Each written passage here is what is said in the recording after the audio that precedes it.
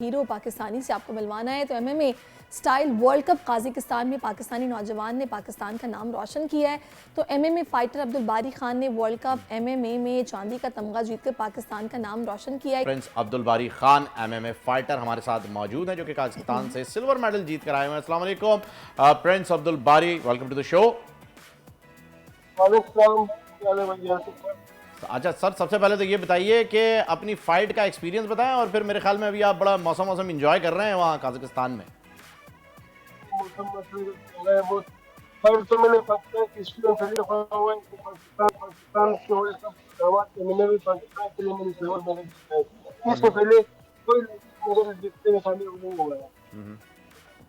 अच्छा, मुझे बताइएगा कि इस फाइट में आपका हरीफ कौन था, क्या सूरत हाल रही और जब आपको ये मेडल मिला तो क्या तासुरात थे, आपके जज्बात उस वक्त क्या थे? माशाल्लाह, बस मेरा जो हरीफ था वो पहला फाइट मैंने इंडिया को हराया था, दूसरा फाइट जो मेरा फाइनल फाइट हुआ था वो कजाकिस्तान के साथ था।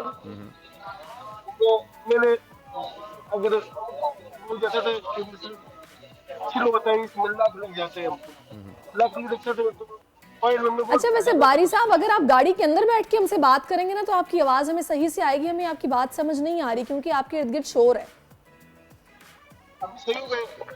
तो माइक अपने करीब कर लीजिए, वो मेरे ख्याल में वेदर एंजॉय करना बात समझ सकें। बारी साहब वेदर एंजॉय करना चाह रहे हैं क्योंकि फाइट तो उन्होंने एंजॉय कर ली, सिल्वर मेडल भी ले लिया है। अब वो कह रहे हैं ज़रा काजाकिस्तान की गलियों में घूमें फिरें, शॉपिंग वॉपिंग करें और एंजॉय करें। घर वालों के लिए कोई तोहफे तहाइफ जो हैं, कोई सोवेनियर्स लेके जाएं क्योंकि सिर्फ सिल्वर का मेडल जो है वो तो उन्होंने कौम के नाम कर ही दिया है, पाकिस्तान के नाम। अब जा करके घर वालों के लिए भी कुछ तोहफे तहाइफ जो है वो ज़रूर खरीदेंगे। और अब इतने ज़्यादा एमएमए फाइटर्स हमारे पास शोज़ में आते हैं, सारिश का मेरा भी दिल कर रहा है कि मैं भी तला जतोई की तरह एमएमए फाइटिंग ज्वाइन कर लूँ। तो आप बिल्कुल इंतजार किस बात का? पिटाई बहुत होती है उसमें। तो कोई मसला नहीं, आदत हो जाती है फिर।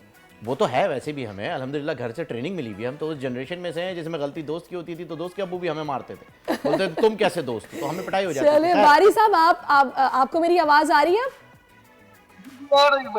आप भी पिटे हैं, आप भी फाइट के दौरान पिटे हैं या फिर नहीं मौका आया ऐसा?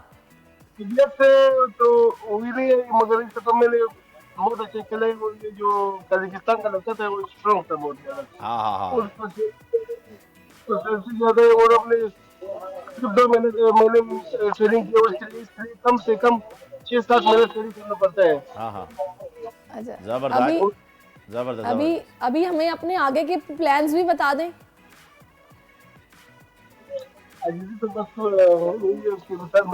आगे मुझे हुकूमत सपोर्ट भी करे तो इंशाल्लाह ये वर्ल्ड कप पाकिस्तान के लिए गोल्ड लगेगी। इंशाल्लाह बड़ी अच्छी बात है। ये बताएं शॉपिंग पे किसके साथ आए हुए हैं?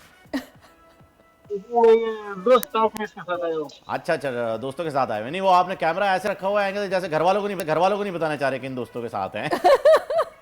इतना करीब कैमरा करके रखा हुआ है कि कुछ नजर ना आ जाए। वो पीछे गाड़ी के शीशे में रिफ्लेक्शन आ रहा है। आपको पता है मिसाल फाइटर जो घूमते फिरने का भी शौक ज्यादा रखते हैं। और अभी माशाल्लाह बहुत खूबसूरत मौसम में बारिश भी हो रही है, बर्फबारी भी हो रही। अच्छा, जरा बारी साहब बताइएगा यहाँ तक पहुँचने में किसने आपको सपोर्ट किया और आगे भी अगर आपको किसी की सपोर्ट की जरूरत है, कोई अपील, कोई दरखास्त अगर आप करना चाहें? मैं हुकूमत पाकिस्तान और खासतौर पर हुकूमत बलूचिस्तान से आपसे पता करता हूँ मुझे सपोर्ट करे और आगे इंशाल्लाह मैं वर्ल्ड कप पाकिस्तान के लिए गोल्ड मेडल। जबरदस्त। अच्छा, अपनी फाइट के बारे में आपने जिक्र किया, मुझे बताइए कि सबसे ज्यादा खतरनाक, सबसे ज्यादा टफ मुकाबला जो है वो आपका किसके साथ रहा? कौन था आपके मद्दे मुकाबिल जिससे आपने अपनी लाइफ की भी सबसे खतरनाक फाइट की और इस टूर्नामेंट की भी? जो मैंने सख्त मुकाबला किया था वो था इंडिया के साथ। अच्छा, मेरा 3 राउंड फाइट खेला था उसके साथ और जब हमारा 2 राउंड में 1 राउंड में बंदा स्टॉप हो जाता है, 3 राउंड में फाइट चला था। चलिए जी बारी साहब, हमारी दुआएं आपके साथ हैं। अल्लाह करे कि हुकूमत भी आपको सपोर्ट करे और आपको ज़ाहिर है इस हवाले से स्पॉन्सर्स भी चाहिए होंगे, सपोर्ट चाहिए होगी।